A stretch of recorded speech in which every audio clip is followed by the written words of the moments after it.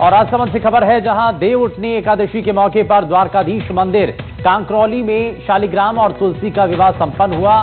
देव उठनी एकादशी से लेकर बसंत पंचमी तक ठाकुर जी के मंदिरों में शयन झांकी के दर्शन भी अब बंद कर दिए जाते हैं।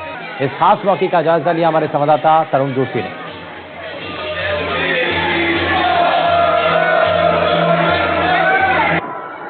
आज देव उठनी एकादशी है। इस मौके पर देश भर के विभिन्न मंदिरों में कई आयोजन होते हैं।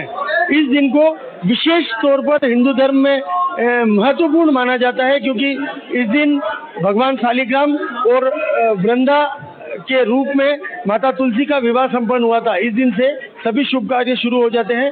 पुष्टि मार्गीय तृतीयपीठ प्रन्यास के द्वारिकाधीश मंदिर में कुछ परंपराएं इस दिन से बदलाव लाती है, जिसमें खास करके इस छोटी दीपावली के दिन जागरण के दर्शन रात से शुरू होकर सुबह 5 बजे तक लगातार जारी रहते हैं।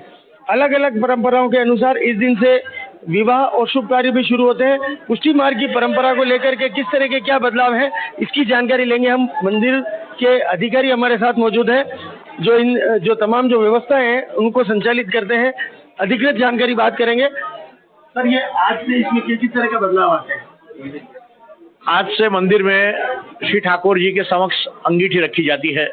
श्री ठाकुर जी को आज से गद्दल आती है।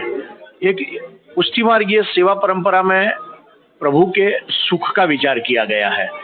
जैसे जैसे मौसम बदलती है वैसे वैसे प्रभु की सेवा पद्धति में फर्क होता है, सामग्री में फर्क आता है, प्रभु के श्रृंगार में फर्क आता है। जैसे अब शीतकाल शुरू होगा तो शीतकाल में अगर अंगीठी साथ रहेगी तो जैसे भी वायरल इन्फेक्शन की बात होती है तो अंगीठी जलने से वायरल इन्फेक्शन नहीं होता है।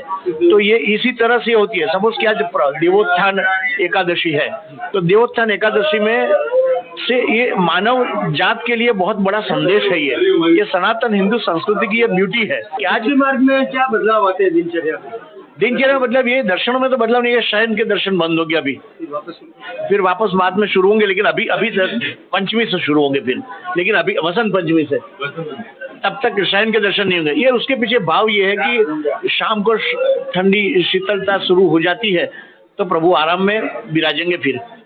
तो ये पवित्रता और ये वैज्ञानिकता और सबके साथ संबंधित रहते हुए ये सब कार्य होते रहते हैं। पुष्टि मार्ग में आज से ठाकुर जी का शीतोपचार शुरू होता है और उसी तरह के सर्दी का जो मौसम है और जो आज से बढ़ने वाला है और गर्मी धीरे धीरे कम हो रही है, तो इसी भाव से ठाकुर जी को अलग अलग श्रृंगार कराए जाते हैं और अलग अलग उनके उस तरह का अंगीठी रखी जाती है और इस तरह का माहौल बनाया जाता है ताकि ठाकुर जी को उस सर्दी से राहत मिल सके, और यही सभी श्रद्धालुओं के लिए भी कामना रहती है। तरुण जोशी, एनडीटीवी न्यूज, राजसमंद।